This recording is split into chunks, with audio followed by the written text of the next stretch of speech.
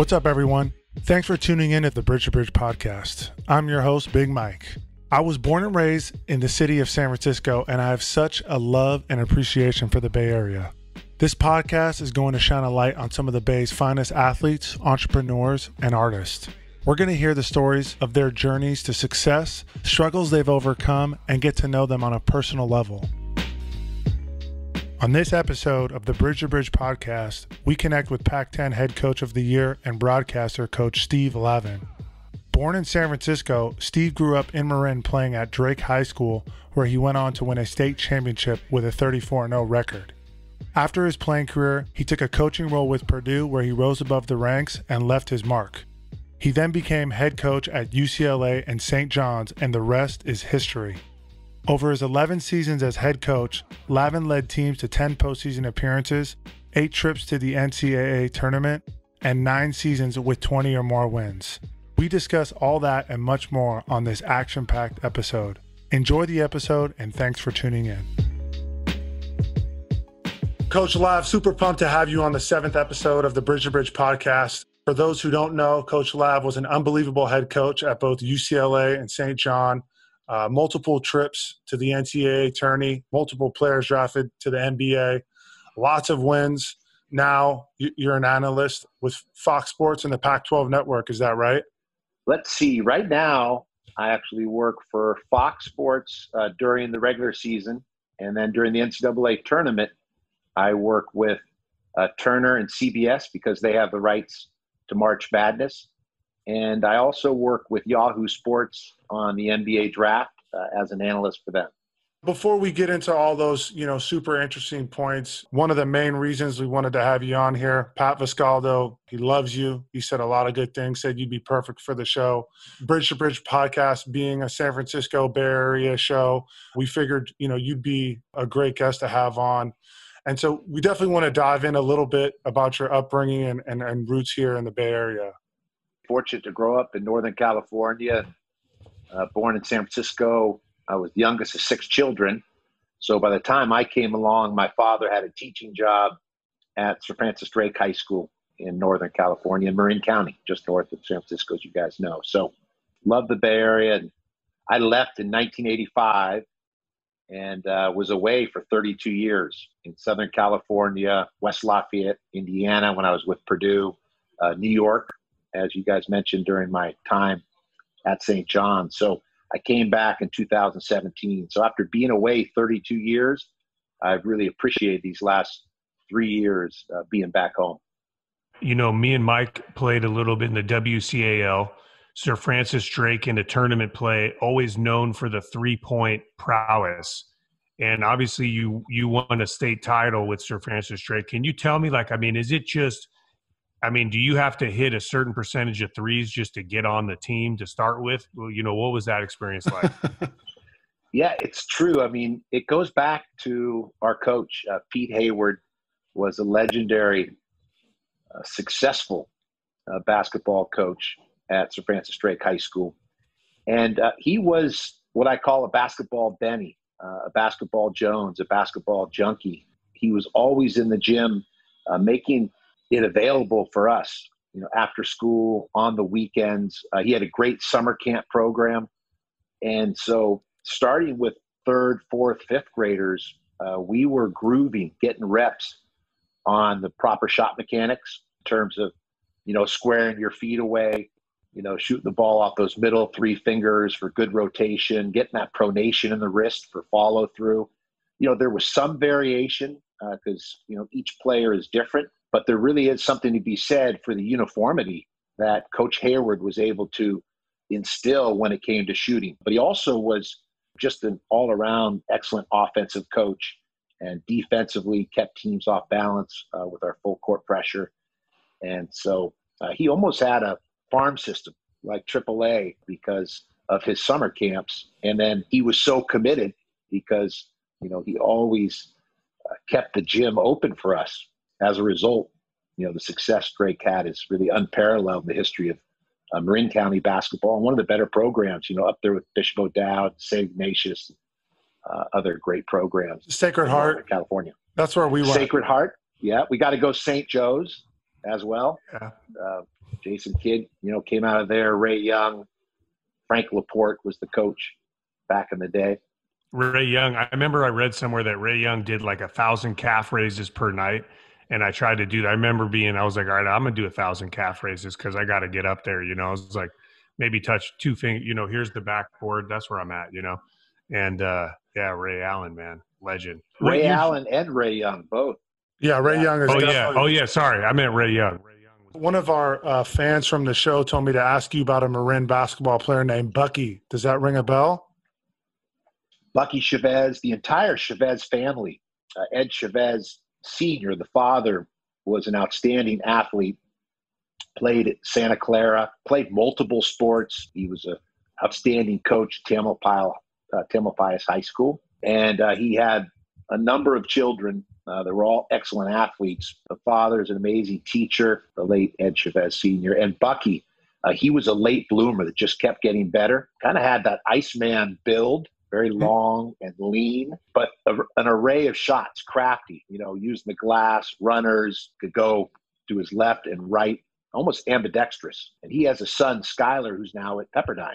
Yeah, I've watched Skylar play a few times. Like you said, very well known in the Marin area, so had to ask. When did you meet Pat Viscaldo? And Dom, if you don't know, Pat Viscaldo was my college coach at Sonoma State and is very good friends with Coach Lav. Yeah, so Pat Viscaldo, I met him in 1981-82. I graduated from Drake High School in 82, but was recruited by San Francisco State my senior year. And Pat was a grad assistant at the time, if I'm not mistaken, and just charisma, from the East Coast. He had that young Al Pacino look, kind of a Serpico thing going on, Dog Day Afternoon, some of the great early Pacino films before Godfather, and obviously a number of other terrific films that he was in. But Pat was just genuine, one of those coaches that you could talk to about anything. And so knowing him, I guess coming up on 40 years, we've stayed in touch, and his Sonoma State teams came back and played my St. John's teams and some exhibition games. And we've gotten together when I'm up in the wine country at the Raffinellis, because the Raffinelli family, the daughters went to our family's summer basketball camp up in Angwin in the wine country at Pacific Union College. So just, as you guys know, a lot of 6 degrees. That's one of the things I love about San Francisco and the Bay Area. It's a manageable size of a city, and there's so many intersecting lines, because of neighborhoods or playgrounds, or, as you guys mentioned, Sacred Heart, reared in SI, going all the way back. Our family goes back to the mid-1930s in San Francisco. So a lot of history, coming up on 100 years. Our father is from Sicily, came out here in the 80s. Our mother was from New York, but we're definitely trying to solidify our time here in the city. I'll never leave. Dom's out in Los Angeles, but I just feel that Pat is a super important guy for me in my life, and he taught me a lot of lessons, and it's good to see that you guys still talk and are in contact. I know he's retired now. He's told me that you guys played some competitive games of one-on-one back in the day. He had a great dipsy-do shot where he'd take it from, one side of the basket to the other, kind of a scoop shot, had the size as well. But, his gift is connecting with kids. It's his authenticity, his love of the game, his passion for working with young people. And he, married a basketball coach, Molly, who now is the head coach at the University of San Francisco, the women's program. And formerly she was UC Irvine, an outstanding student athlete at Stanford. So it's all about basketball with Pat. And yet, there's another side to him outside of basketball that, to me, makes him more engaging, that it's not all basketball. He understands what's important in life. He appreciates his true friends, his former players, his family, his brothers. And I've spent time back east with his family. They're just, they're real, as they say today. So when you look at your years at UCLA, obviously you coach a lot of great players, one of those players being Bob Myers. We had him on the show. Can you tell us a little bit about your side of getting Bob to play for the basketball team at UCLA and dive a little bit into that story? Yeah, Bob, from the Bay Area, attended Monte Vista High School. And his coach, Jeff Corey, I became acquainted with because he had played for a legendary coach at Menlo Junior College when it was still a 2-year school. Now it's a 4-year college. Jeff Corey and I attended a Mike Krzyzewski clinic over a 2 or 3 day period back in Durham back in 1991. I think they just won their first championship. They lost to Vegas in 1990. Then they came back and had the back-to-back championships in 91, 92. And in between those two championships, I had been writing Krzyzewski since the mid-'80s. We had become kind of pen pals. So whenever I had an opportunity to visit or go to a clinic, or if he was out west or at the USA basketball trials, we'd get together. And so I went back, got to know Jeff Corey. A couple of years later, Jeff Corey calls, might have been a year later, and says, hey, I've got this player, Bob Myers, who held his own against Mark Madsen, who was a high-level recruit that we also had recruited. And Madsen was at San Ramon, a rival school, Monte Vista. And so he said, I think he could help you guys as a practice player. He goes, I don't think he's going to transform your program, but Mike knows about that. We'll get to that, but yeah. So he ends up coming down with his father, one of those 6-degree separation. The father comes in, might have been on a weekend. They were down visiting. I was in my office as an assistant. And the dad comes in and sees my Purdue, Coach Wooden's Pyramid of Success, but also my Boilermaker, Coach Katie. His father had attended Purdue. And so we hit it off. And Bob was looking to maybe just stay in shape, like intramurals, maybe be on the crude team. And so I don't think he really understood that we were serious about the fact that, we thought he could make the squad and help us in a role as a practice player. So he eventually tries out, does well, makes the team. And within a couple of years, we win a national championship. He ends up getting a scholarship down the line, becomes a team captain. He's on the cover of Sports Illustrated holding Tyus Edney after that buzzer-beating shot against Missouri. We went to the Tonight Show with Jay Leno. We were in Disneyland doing the parade, went to the White House to visit Bill Clinton. Really a remarkable story. And then Bob actually did an internship for my agent at the time, Arn Tellem, and eventually becomes a partner with Arn, after law school. And then after a good run as an agent, comes up the Bay Area, comes back home, and obviously he's had a fantastic run with the championships that he's experienced with the Golden State Warriors. So those are the stories as a coach that are the most rewarding. So it's nice to have the Baron Davises, the Trevor Arizas, Maurice Harklesses, Jakar Sampsons, Earl Watsons, Matt Barnes, that make the league and play for 10 years and get their pension and kill it. Jace Capono won an NBA championship with the Heat. But there's all these stories of the walk-ons, the basketball managers, your assistant coaches that, are set on a positive trajectory because of their experience of, being a part of a team and experiencing college athletics at a place like UCLA or St. John's really helps set the table for life beyond sport. And that's probably what I'm most proud of. I look back at my 33-year association with the game. It's all these really success stories and just playing a small part in those journeys, in this kind of odyssey as a basketball coach. Yeah, Bob is very, very humble about that story. And it's one of my favorite things about getting you on the show was the chance to hear it from your side and kind of see what you had to say about it. And he's a great guy to have as a friend. And we definitely appreciate hearing the backstory on that. Yeah. Coach, you threw out some names, and obviously, like you said, you've coached some just insane players. I was looking over some Baron Davis highlight film, and I mean, that guy's college reel at UCLA and the way he moved and played the game is just like, something else. But from when Baron Davis came across your table in recruiting to his time with you as his coach, could you shed a little light on him as a player and that whole experience? Baron at his position was definitely the most talented or gifted that I've coached. Rishi Jordan at St. John's, who experienced some tough times, isn't in the NBA, but he was the other point guard that I would say be not Baron, but in that realm, of really gifted players. In the post, Dan Gadzarek was really special. Jerome Moiso, 10th pick by the Boston Celtics in 2000, was as good as it gets.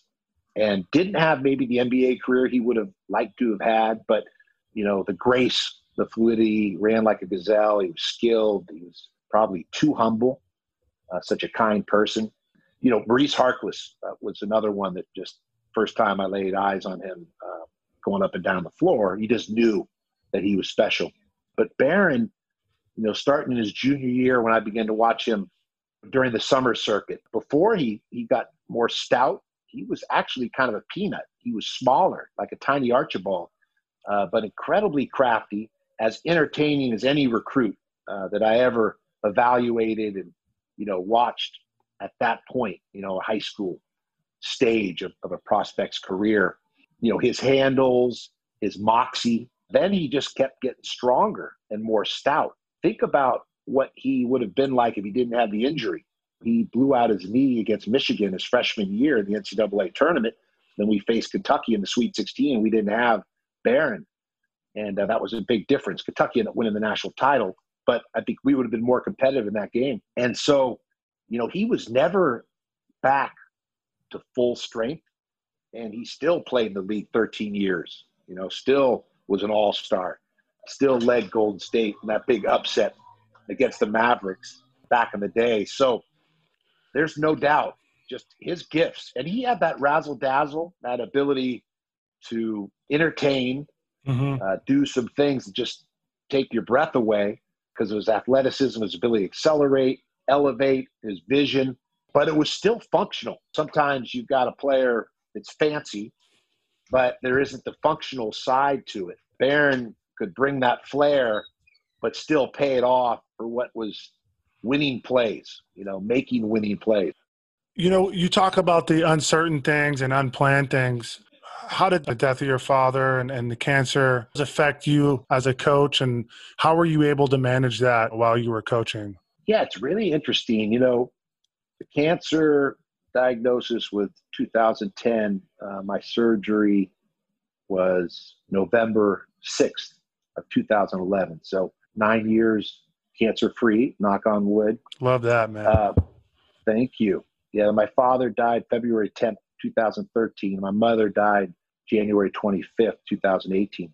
So I would say that those life experiences create a different prism or lens that you look at the world through. Even being fired from UCLA, those experiences create a more compassionate perspective for others that go through the experience of getting a pink slip, or go through the experience of losing a loved one, or go through a battle with cancer, or are in a caretaker's role with a loved one who's going through cancer. And so you do look at the world differently. It also calibrates you in terms of priorities, like what's really important. It's not that you're not aware of some of those things, when you're younger, but as we get older and go through life experiences, we begin to see in a personal way how fragile and tenuous the proposition of life is, and really get to know in a closer way what the human experience is about, and then wanting to share that and help others navigate through their challenges. And that is what brings us together. It can be a unifying experience, it can bring people closer together. So I don't wish it on anyone. It's a dreaded disease, and we're trying to eradicate it. But the reality is, for now, we haven't come up with a cure. We're working towards it. But I'd say losing a basketball game when you're 32 seems more dramatic. When you're 56 and you've lost loved ones, you've dealt with cancer, you've seen real life struggles, you put in perspective what losing a game is, or having a struggling stretch in a basketball season, right? Which is really a gift. And so I think it brings you closer to grace and graciousness. And those two are connected, obviously, from an etymology standpoint in terms of the roots of words. And, being able to have a lighthearted perspective or sense of humor about our circumstances, I think that's big as well, because it could be pretty grim if you're not able to laugh at the set of circumstances, the theater of absurd, the curveballs that come our way over the course of our lifetime. And those are things where I was fortunate to have amazing role models with my parents and my mentors in terms of how they dealt with adversity. And as the youngest of 6 kids, you're watching your older siblings and you're watching your parents as they deal with tough times. And that really informs and sets a powerful example. And they really set the bar pretty high, the gold standard for keeping the balance in your life and not forgetting, what the important things are: your health, your family, a handful of friends who love you unconditionally if you're fortunate, and to be grateful for those things and really amplify that and not get caught up in the small, petty way of thinking of woe me, or playing the victim role, or I haven't gotten a fair shake. And so people would often ask me, how could you be so positive about UCLA? And I'd say, how could I not? I was there 12 years. Right. And went from the volunteer assistant to the third assistant to the second assistant to the first assistant to the interim coach to the head coach and then fired coach. That was 7 roles that I was able to play at UCLA, and it informed me in a really profound way. And that set up ABC and ESPN, which set up St. John's, which set up Fox and CBS. And none of that happens if it isn't for first Purdue and then UCLA and Coach Wooden and Coach Herrick and the national championship and those other elements.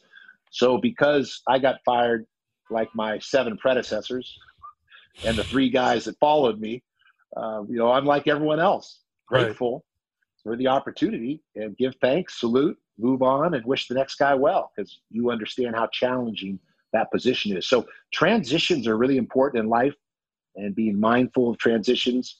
And so I think you set a good example. Keeping the grace alive is important, even when you're fired or even when you lose a game. Grace in victory.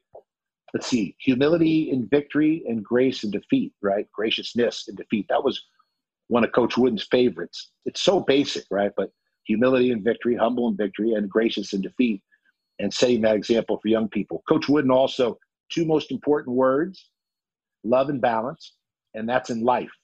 In basketball, quickness and balance. Think about that one too, right? He also, amazing with the quotes from Churchill, Martin Luther King, Mother Teresa, Gandhi, Abraham Lincoln. One of the quotes, paraphrasing, was, the greatest thing you do for those we love is to not do for them what they're capable of doing for themselves. Well, that's tied back to self-reliance and, not wanting to be a crutch, not wanting to cripple the potential growth, and knowing that struggle is often, one of the keys to becoming more self-reliant. And so if there's no struggle in someone's life, if you're a parent, teacher, coach, or a leader, you're ultimately not preparing them for the storms ahead, for the inevitable curveballs, for life's hard times. The other thing he said was, the greatest thing a father can do for his son is to love his mother, show the example of love. And that's where back to those 2 words, love and balance. But the greatest thing a father can do for his son, and for that matter, the greatest thing a parent, right, can do for their children, is to love one another and show their children what love looks like. And those were the kind of things, hanging out with Coach Wooden for those years, that I took away. He could break down basketball, but he really wasn't as interested in talking basketball. He was more interested in talking about things that transcended that. Cervantes, it's the journey, right? It's more that we learn more from, is more valuable than the destination. So for him, sport was a metaphor. The court happened to be his classroom. Instead of chalkboards, there was a backboard. You got to wear your sneakers and shorts and a jersey and run up and down the court and pass the peach around the floor and try and put it in a bucket. But really, he was teaching these more important lessons or fundamentals that are in his pyramid of success.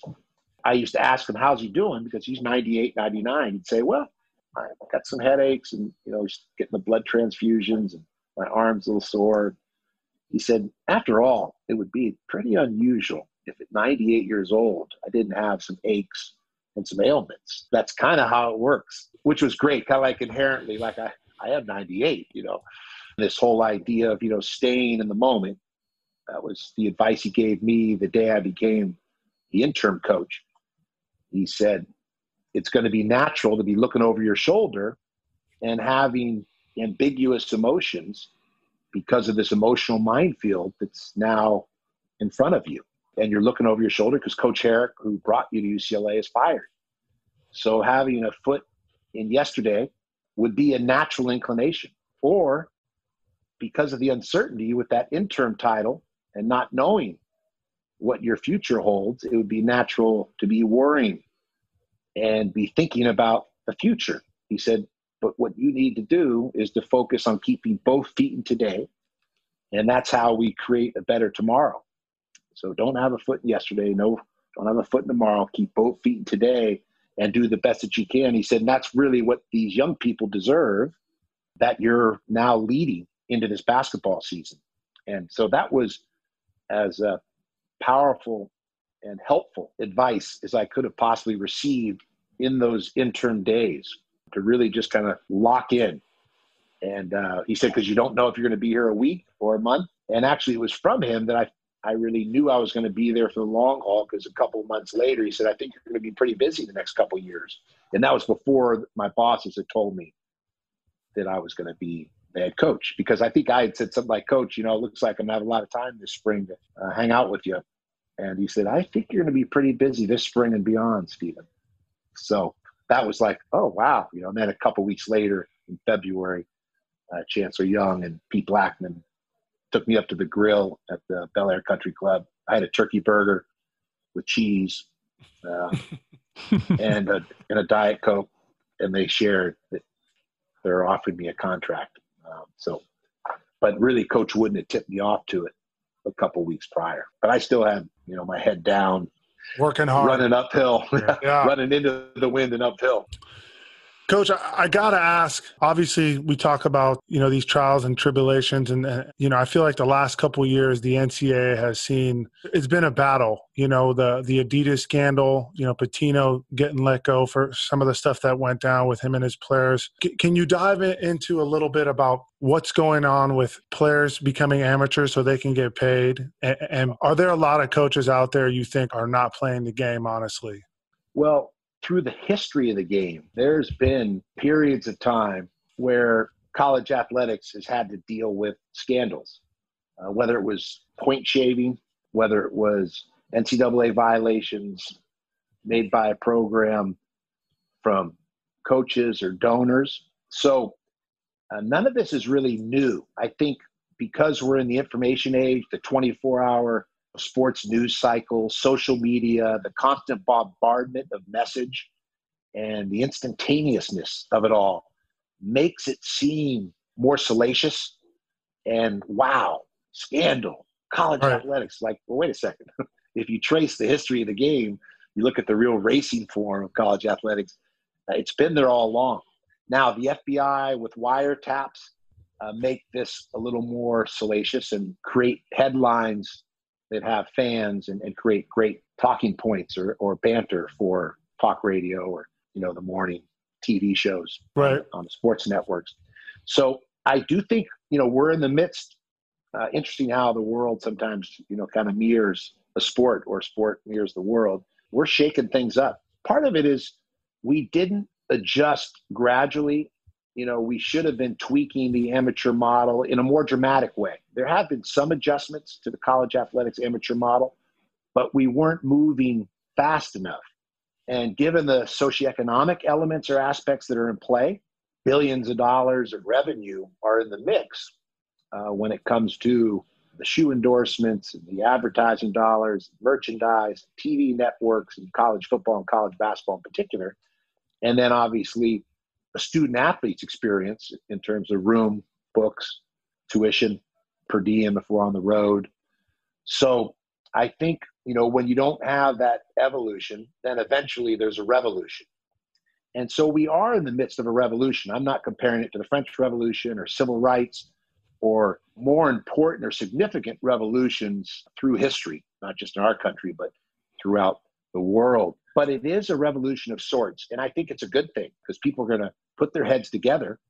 And we're starting to see the adjustments, similar to what the Olympics did. They had to tweak that Olympic model and that amateur model to allow athletes to represent our country, compete for gold medals, but also from a common sense standpoint, from an equity standpoint, be able to earn an income to help pay for their training and to be able to live a life if they have children, to be able to help feed their children and clothe their children. So I think it's taken the NCAA a while, and they now, to their credit, are moving at a more accelerated pace because of basically this revolution. And I think the other aspect is, there will continue to be, given the competitiveness, just like Wall Street, the competitiveness of college athletics and the money that's in play for coaches, the pressure that's on coaches to win, and the message that's really sent to these coaches by presidents who fire coaches that follow the rules but don't win big enough. And so the next coach comes in and says, hey, I've got to win bigger. And that's where I think you start coming up to that line or crossing that line in terms of, what rules are and what the integrity or the ethics are related to college athletics, different than the pros, right? And I think we're going to see, more change. And it's hard to really anticipate or know exactly what those changes will ultimately look like. But there's no doubt that people are putting their heads together and creating a new model that will not look like the prior model. What do you think about like national legalization of gambling? Like, do you think that brings danger to the game from a national standpoint? Yeah, it definitely is an area that is a concern, no doubt. But it seems the force of the popularity, it seems inevitable that we're moving in that direction. Maybe the equivalent of, prohibition back in the day or legalization of marijuana. And I think gambling is another one of those situations, right? A realm, an industry where there's so much money to be made. And I think ultimately that will probably win out, but it does present, some risk. And we've seen that again through the gambling scandals at all levels, not just players, but referees and people around the game that could be on the take. So, or sharing information as it relates to giving an edge to where to place a bet. So I think, again, back to balance, that sport is a microcosm, of life. And back to that powerful metaphor that, there are some people that are going to be vigilant and then other people that are going to be tempted to make dollars and push that line in terms of, ethical or the integrity side of things, Mm-hmm. And so I'm still optimistic, even with all the challenges that college basketball, college athletics, the NCAA is facing right now, because there are good people and really informed people that are coming together and looking at things in a creative manner. And some of that was because of pressure, outside pressure. And again, I think there's always been the thinking of moving to that direction as we are now. But to me, the biggest concern is I feel the NCAA needs to make the college experience attractive. They need to think in a way to incentivize the very best in the world to want to come to college and represent those respective programs and to be a student athlete working towards their degree while they're also competing in the athletic realm, the athletic fields. So inclusive. Gotta adapt. Yes, inclusiveness. Because college is it itself as an institution with all the COVID stuff is, they're going to have to adapt as well and change. True. And I think with college, with basketball in particular, because there really isn't an equivalent in football, but in college basketball, and this, I could see this coming like a runaway train coming right at us. I think some people maybe that weren't as close to it didn't fully understand what was happening. But with the GLeague, with the Ball family, LeVar Ball and his children, and this idea of the viability of other professional leagues, passing up college to go overseas, and now the GLeague sweetening the pot for their athletes so they can make a really nice income without having to go to college, and really the equivalent of getting a nice check, in the AAA before going to the majors, like baseball's done for years. Mm-hmm. And so that's where my concern is, if the attitude is, well, if you want to play in the NBA, then college is not for you. And I think that was the attitude prevailing for a long time.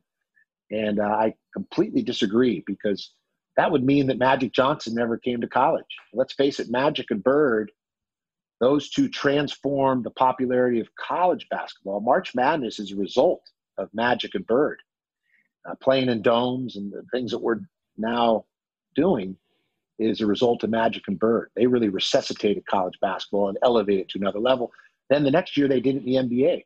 They resuscitated the NBA and brought its popularity back. And that's just two players. And so if you go through the history of the game, even though we love the upsets and the Cinderellas and see Princeton beat UCLA or have Butler make the Final Four, and those are wonderful stories, people still want to see talent. The transformative players like Jason Kidd at Cal, Glenn Robinson at Purdue, even if we're in Broadway, right? Putting people in the seats and paying top dollar to see a musical. If we're going to a movie theater, right? We want to see a great actor. So talent is really important. You can't just say, well, we can make it in college football and college basketball without talent, because people are rooting for their alma mater and, you know, they love the fight song and the pageantry and the cheerleaders. It's like that all plays a part. But ultimately, I want to see Fred Astaire. I want to see Baryshnikov. I want to go to a great concert and see the Stones because they're talented. Our listeners want to hear you. So it's the same thing. You know, that's why we're trying to go out and get great guests. Look, Lav, I think we could talk to you probably all day long. I know Dom has a lightning round with some San Francisco specific questions that he wants to ask you real quick. Our last winner was Kareem Mayfield, former NAB. It was Kareem Mayfield. He was a world champion boxer, and Bob, Aaron Gordon, they all failed before him. So we're going to ask you these lightning questions, and then we'll let you go. Wow. Yeah, Coach, this is just something we do fun, some Bay Area trivia. And I know you got different areas of the Bay Area. I will tell you, it's designed to be difficult. You know, we didn't want to just have the champion changing everyone. So we have these broken down into preseason tournament play, regular season Pac-12 title, and then we'll go to NCAA tournament champ, which would make you bridge to bridge champ. Okay, so they get harder. All right. Okay, so I'm going to start with one that's not too hard. In fact, I wrote these before the episode, and you've mentioned a few of these already. So, which San Francisco college basketball team shares their name with the official title for the Godfathers Vito Corleone and the first name of former Warriors head coach, Coach Nelson? And this is their mascot name of a college in San Francisco. Yeah, the University of San Francisco Dons, or the Dandy Dons. That's bingo. Bam. Okay, bingo, bam. I knew you had that one. All right. This one, regular season comes with the question and a hint if needed. Which NBA player that played for you went to Crossroads High School in Santa Monica? Baron Davis. Bam, done. As to be expected, you know, you're cruising through regular season. Okay, your freshman year at SF State, a San Francisco mayoral election occurred following a heated recall in April of that year. Who was elected mayor that year who still serves as a politician to this day? Dianne Feinstein? Bam. Got it. All right, it was tough. There was I didn't some, think you were going to get that moments. Okay, this one is always the hardest. Okay, this is cutting down the net. So I mean, this is tough. What famous San Francisco bar is known for its corner street location and home frequently found to SF's own Irish Pat Lawler, who fought Roberto Duran back in early 90s? This is a bar, and it is known for its corner street location. Well, my first thought, do they serve food there too, like a restaurant? No, they do not. They are strictly drinking. Their name is part of their location as well. Can we give them the neighborhood? Sure. It is in the North Beach neighborhood. Ah. And corner, like I was going to say Enrico's back in the day, but it doesn't exist, and it's not in the corner. They had a good piano, though. And there was the Black Cat that used to have good jazz downstairs. This one's tough, man. It's because I was thinking Brazen Head too. You know, it's a great spot in there. Okay, so what is it? La Rocca's bar. Wow. And it's tough, you know, because that's awesome. There's a lot of SF locals that would have a hard time with that one. Right. I've been there too. Yeah. I mean, you still got the Pac-12 title. Yeah. Well, it gives me something to shoot for too next time. Who do you know from La Rocca? There's a young bartender there that's a really good basketball player. And it's not the owner, almost, he might even be like a manager of the place. I'll have to think of his name, but we've actually texted each other now. Of course, I'm not remembering his name, but he played hoop, and I forget if he grew up in the Bay Area. He's from the East Coast. Do you guys know him? Did he play at SI? He could. I mean, like, he's definitely a Bay Area guy that played. He could have been SI. Like, might have. Did he play at Menlo College? This is all ringing a bell. He's kind of a handsome guy, still in good shape. I think he still might run. Tim Coyne? I think it is. Wow. Small world. Well, that gives us – Tim Coyne will be pumped to hear this, I'm sure. This will be a highlight for sure. I'm almost sure it's him. Being that you know Tim Coyne that works there, I don't feel as bad for the difficulty of the LaRocca's question, because that was – at first I was like, this is – Yeah. No, and who's the owner? Mike Roddy. Yeah, and did they? Is he a swimmer? Does he go down to the marina and swim? He might. A lot of those guys actually do. He's often swimming in controversy. Is that right? How old is he? No, 60s? Is he more like 60s? Yeah, it's him and this guy named Marty Coyne, who I think is the other owner of the bar. And then that's the Coyne's son. Marty's son. Yeah, is Tim. That's kind of ringing a bell. Yep. And also, what's the Boys and Girls Club that's right there? Salesians, which we were both members of. Russ Gamina, legend, Randy DiMartini, the whole crew there. Yeah, Gamina played at USF. Yep, standout ball player. Might even been around on the NIT team in like 49 or around my dad's time. I can't, but and then also there's the director of the Salesian Club too, Randy DiMartini. Yeah, I think I met him in LaRocca's this past spring, like the spring a year ago prior to the pandemic. And legends. Yeah, absolutely. We've been talking about doing like a clinic or something. It'd be fun to do like a weekend clinic there or something, a basketball clinic. Like you said, it's San Francisco's a little big city where there's always 6 degrees, like you mentioned. Yeah, it's amazing. Different neighborhoods. I've been spending a lot of time out the Richmond district, because that's where my dad grew up. He grew up on 24th Avenue between Lake and California, Rochambeau Playground. Yeah, we grew up on 27th and Fulton. Yeah. Oh, wow. We got a lot of family in the Richmond district. Actually, probably one of the missed opportunities for you as a head coach. There was a buddy of ours. His name was Martin Yerbick, and he was a legend at the Star of the Sea Grammar School. Would score like 36 a game. He just never got the exposure that he deserved for recruitment. But I mean, 6th grade, this dude was just lights out. What was the playground you guys would go to if you're on 27th and Fulton? Fulton Playground, which was across the street. Yeah. I think Fulton, Cabrillo. Yeah. A lot of good ones. A lot of them are changing, right? Julius Kahn, JK, got changed, I guess, because slave trading or something nefarious in his past. Yeah. But that's another beautiful over the top. I mean, you can see the Golden Gate Bridge and the headlands, and you're looking down. Kind of it's Presidio Heights, right? Yeah. But they have nice paved basketball courts, and I'll send you a video because I've been shooting around a little bit at Rochambeau just to Let me know, dude. I'll come out and get some jumpers with you anytime. Yeah, it's fun. So let me know for sure. And there's a restaurant, Pearl, that's right there on California, 22nd, 23rd. Great restaurant, outdoor dining right now. Good crew of people in terms of the business. Just has they're tied together, good synergies and great we'll get some lunch next time you're in town on me. We'll sneak into Kezar and put up some shots where even we can get above the rim. Oh, wow. You know what I mean? Even right? Yeah, with above the rim. Oh yeah, exactly. Just I'm don't doing sprain an ankle backflips on the way down, right? Yeah. No. I'm doing windmills over there easily. No. Listen, Coach Lav, thank you so much for your time today, for coming on the podcast. Absolutely. Obviously a basketball legend. We're very appreciative of you and your time. We're definitely going to have you back on here. You guys make it easy. You make it's so conversational and it's enjoyable. So I appreciate it.